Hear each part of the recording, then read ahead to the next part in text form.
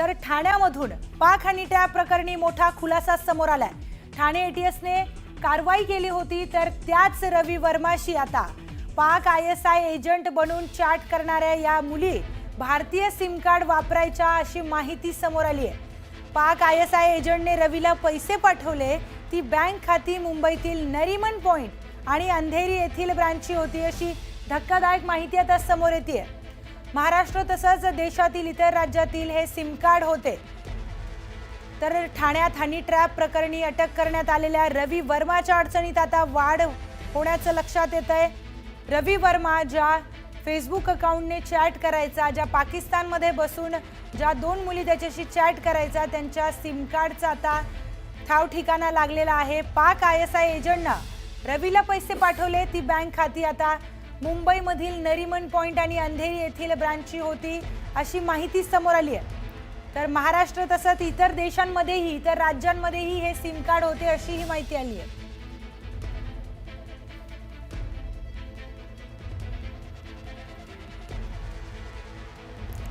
तर रवीला पैसे पाठवले, ती खाती मुंबईच्या बँकेतील असल्याचा धक्कादायक खुलासा समोर आलेला आहे। तर त्याच्या हेरगिरीचा पडदाही फाश झालाय। या संदर्भातली अधिक माहिती घेऊयात आपले प्रतिनिधी अजित मांढरे यांच्याकडून। अजित, हनी ट्रॅपमध्ये ज्या रवी वर्माला अटक केलं होतं, त्या रवी वर्माला आता पकडण्यात आलेलं, अटक करण्यात आलंय, पण त्याच्याकडून अनेक नवीन खुलासे समोर येत आहेत। काय अधिकचा तपशील? खुलासे समोर येत आहेत, पण हे खुलासे अत्यंत धक्कादायक आहेत, कारण का पाकिस्तानचे ISI एजंट आहेत, पाकिस्तानची गुप्तचर यंत्रणा आहे, त्यांच्या महिला, त्याच पद्धतीने त्यांचे काही पुरुष एजंट जे आहेत ते या हनी ट्रॅपमध्ये वेगवेगळ्या नावानं बनावट प्रोफाईल बनवून अशा पद्धतीनं हनी ट्रॅप करतात आणि संवेदनशील माहिती, त्याच पद्धतीनं प्रतिबंधित क्षेत्रातील माहिती घेतात। पण या प्रकरणामध्ये ही गोष्ट समोर आली की ते चॅट करण्याकरता चॅट करण्याकरता व्हॉट्सअप चॅट करण्याकरता ते लोक जे सिम कार्ड वापरत होते, ते सिम कार्ड महाराष्ट्रामधले, देशामधल्या इतर राज्यांमधील होते। म्हणजे कुठेतरी अगदी पाळामुळा, म्हणजे खालच्या टोकापर्यंत, खालच्या मुळापर्यंत या ISI एजंटने आपली मुळं जी आहेत ती रोवलेली आहेत आणि यामुळेच त्यांचा ठाव ठिकाणा लावणं जे आहे, किंवा अशा पद्धतीनं भारतीय नंबर पाहून किंवा भारतीय व्यक्तींचे फोटो पाहून, ॲड्रेस असतील तर त्यांचे इथले फोटो असतील, ते सर्व पाहून इथले तरुण जे आहेत ते हनी ट्रॅपमध्ये अडकतात आणि नंतर मग संवेदनशील माहिती जी आहे भारताची ती त्यांना दिली जाते। म्हणजे कुठेतरी भारतीय व्यक्ती आहे, समोरची आपली व्यक्ती बोलणारी जी आहे त्याला फसतात। त्याचं हे उदाहरण नवीन समोर आलेलं आहे। एवढंच नाही तर ज्या बँक खात्यातून रवी वर्माला प्रीती सिंगल नावाच्या पाकिस्तानी ISI एजंटने पैसे पाठवले होते, छोटी रक्कम होती, 1,500, 2,000, 3,000, 5,000 अशी एकूण 90,000 रुपयांची रक्कम होती। ती रक्कम पाठवली होती, ती रक्कम देखील ज्या बँकेतून पाठवलेली आहे ती दोन्ही बँकांची खाती जी आहेत, एक मुंबईतल्या नरीमन पॉइंट आणि अंधेरी या 2 ब्रँचची होती। म्हणजे कुठेतरी ह्या सगळ्यांनी, बँका असतील, सिम कार्ड परचेस करणं असेल, त्यानंतर इंटरनेट कॉलिंग असेल, आपण भले पाकिस्तानमध्ये असू पण त्या व्यक्तींचे फोटो मुंबईतले किंवा भारतामधले आहेत असं बॅकग्राऊंड करून दाखवणं, ह्या सर्व गोष्टी ज्या आहेत इतक्या सफाईदार पद्धतीने करण्यात आलेल्या आहेत की ज्या गोष्टींना साहजिकच आहे की अनेक जण बळी पडतील आणि नंतर मग अशा जे हनी ट्रॅपसारखे प्रकार घडतात आणि मग देशाच्या सुरक्षेला धोका निर्माण होतो। हे अत्यंत धक्कादायक आणि धोकादायक देखील आहे भारताकरता की अशा रीतीनं पाकिस्तानचे ISI गुप्तचर यंत्रणा जी आहे ती किती खोलवर रुतलेली आहे आणि त्याचं उदाहरण किंवा त्याचं एक माहिती जी आहे ती रवी वर्मा प्रकरणातून समोर आलेली आहे। निश्चितच अजित, या संदर्भात आता काय अनेक खुलासे होत आहेत हे सुद्धा तुमच्याकडून जाणून घेणार आहोत, पण धन्यवाद तुर्तास दिलेल्या माहितीसाठी। पुढची महत्त्वाची बातमी पाहूयात। समृद्धी महामार्गातील इगतपुरी ते आमणे या 76 किलोमीटर लांबीच्या शेवटच्या टप्प्याचं आज लोकार्पण होणार आहे। मुख्यमंत्री देवेंद्र फडणवीस यांच्या हस्ते हे लोकार्पण पार पडणार आहे। तर या लोकार्पण सोहळ्याला उपमुख्यमंत्री एकनाथ शिंदे आणि उपमुख्यमंत्री अजित पवार दोघेही उपस्थित राहणार आहेत। 701 किलोमीटर लांबीचा समृद्धी महामार्गातील अखेरचा टप्पा 76 किलोमीटर लांबीचा आहे, तर तो आजपासून खुला होतोय। अत्यंत अवघड आणि देखणा असलेला हा टप्पा म्हणजे तंत्रज्ञानाचा एक आविष्कार मानला जातोय। सह्याद्रीचा डोंगर पोखरून केलेले 2 बोगदे आणि अतिविशाल खोल दरीत उभारलेला विशाल पूल हे या टप्प्याचं खास वैशिष्ट्य आहे। या संदर्भातली अधिक माहिती घेऊयात आपले प्रतिनिधी लक्ष्मण घाटोळ यांच्याकडून। लक्ष्मण, समृद्धी हायवेचा आता शेवटचा टप्पा उघडतोय जो 76 किलोमीटरचा आहे. काय अधिकचा तपशील?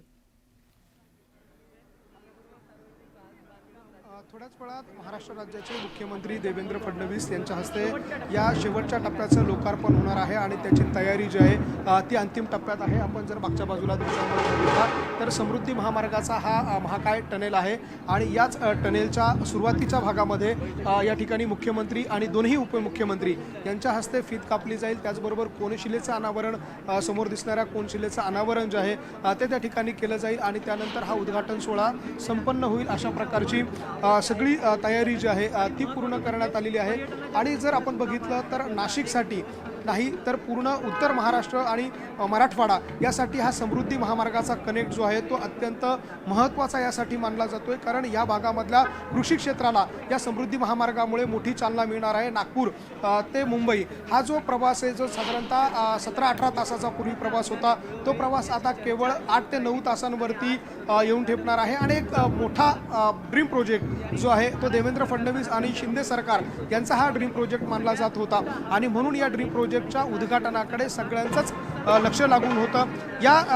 यामध्ये सगळ्यात महत्त्वाची बाब म्हणजे हा मागच्या बाजूला दिसणारा जो टनेल आहे हा टनेल यामध्ये अत्यंत महत्त्वाचा यासाठी होता की हा टनेल भेदणं हे या सगळ्या प्रशासनाच्या समोर, अधिकाऱ्यांच्या समोर एक मोठं आव्हान, मोठं चॅलेंज होतं. कारण या सह्याद्रीच्या पर्वतरांगा ज्या आहेत त्या कणखर पर्वतरांगा आहे, काळ्या पाषाणातील पर्वतरांगा आहे आणि त्या भेदणं त्यातून बोगदा तयार करणं हे आव्हान होतं. त्यानंतर हा बोगदा पार केल्यानंतर 2 डोंगरांना जोडण्यासाठी एक 70 अंशाचा कोन तयार होईल. अशा पद्धतीचा मोठा खोल दरी जी आहे ती त्या भागामध्ये होती आणि ती देखील पार करणं हे आव्हानात्मक होतं. त्यावर देखील एक 60 मीटर उंचीचा एक मोठा पूल जो आहे तो तयार करण्यात आला आणि त्यावरती 1200 मीटर लांबीचा तो जो पूल आहे तो देखील आव्हानात्मक होता. तो देखील प्रशासनानं पूर्ण केला. त्यामुळे या समृद्धी महामार्ग जो नागपूरपासून सुरू होतो तो नाशिकपर्यंत येईपर्यंत जितके मोठे चॅलेंजेस नव्हते त्यापेक्षा जास्त चॅलेंज होते. आपल्यासोबत बोर्डीकर मॅडम आहेत, राज्यमंत्री मॅडम. खरं तर खूप आव्हानं प्रशासनाच्या समोर, सरकारसमोर होती.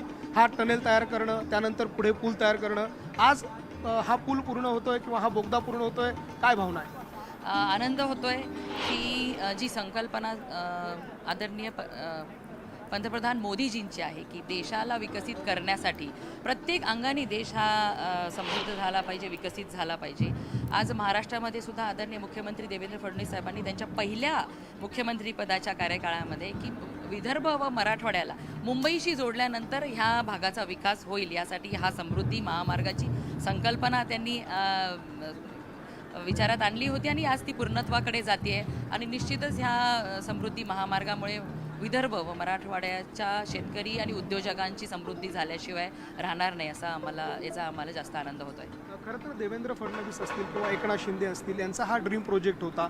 तो कमी कालावधीमध्ये पूर्ण करण्याचं एक आव्हान होतं. प्रशासनाची मदत, या सगळ्या कंपन्यांची मदत यामध्ये किती झाली? निश्चितच प्रशासन आणि ज्या कंपन्यांनी हे काम पूर्ण केलेले त्या एकदम इंटरनॅशनल स्टँडर्ड्सच्या आहेत आणि त्याच स्टँडर्डचं आपल्या महाराष्ट्रात नाही तर भारतातला पहिला एवढा मोठा बोगदा आज आपण त्याचं उद्घाटन करतोय ही अभिमानाची गोष्ट आहे.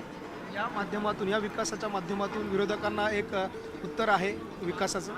निश्चितच बघा, जे काही आज आपण 11 वर्ष मोदीजींच्या नेतृत्वामध्ये साजरे करतोय, संकल्प से समृद्धी तक, त्यामुळे डबल इंजिनचं सरकार असल्यामुळे, केंद्र आणि राज्याचा एकच विचार असल्यामुळे महाराष्ट्राच्या आर्थिक उभारीसाठी 1 ट्रिलियन इकॉनॉमीचं जे आदरणीय मुख्यमंत्री देवेंद्र फडणवीस साहेबांनी टार्गेट ठेवलेले ते सिद्ध करण्यासाठी, ते लवकरच मिळवण्यासाठी हा मार्ग निश्चितच विदर्भ व मराठवाडा आणि महाराष्ट्राच्या समृद्धीसाठी महत्त्वाचा ठरणार आहे. धन्यवाद. मेघना बोर्डीकर होत्या आपल्यासोबत. या राज्यमंत्री आहे, सार्वजनिक बांधकाम खात्याच्या. ते या ठिकाणी आलेलं आहे आणि त्यांनी देखील ह्या प्रकल्पामुळे मराठवाडा, उत्तर महाराष्ट्र यांच्या समृद्धीला चालना यामुळे मिळणार आहे अशा प्रकारची भावना व्यक्त केलेली आहे.